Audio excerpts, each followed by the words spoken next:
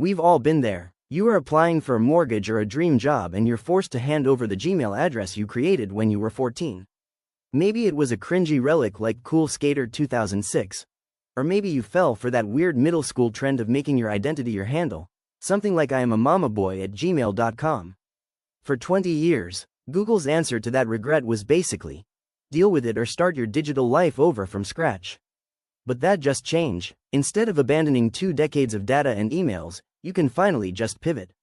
Today on the Digest, we are looking at why Google finally blinked on username changes. How to do it without losing your data, and the one catch that could lock you out for a full year.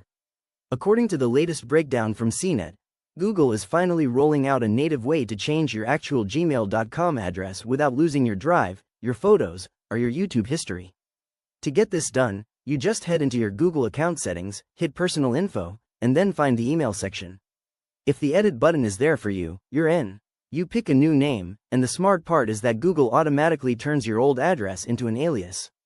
This means if someone still emails that old mama boy address, it still lands in your new, professional inbox. No data migration and no third-party apps required. Now, why did Google wait until 2026 to do this?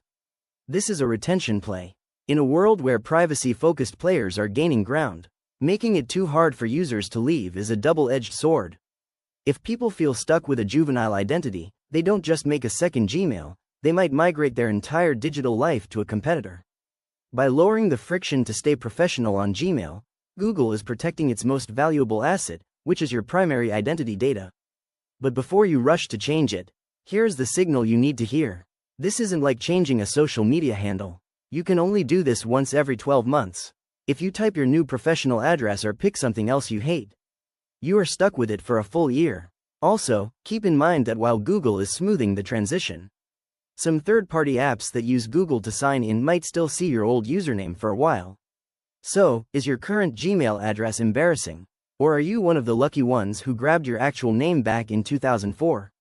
Let me know in the comments because I want to hear the worst usernames you're currently trying to hide.